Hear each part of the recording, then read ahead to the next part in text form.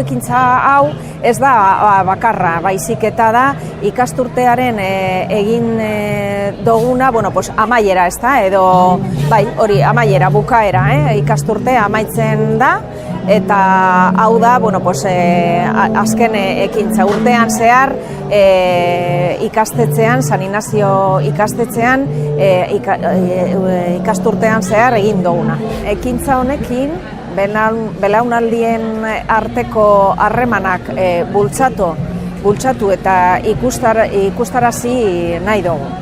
Oso importantea da hori erlazioak, txikiak, nagusiak, emakumeak, gizonak, hemengoak, hangokoak, eta hori guztia udala landu behar du, eta hau da beste adibide bat.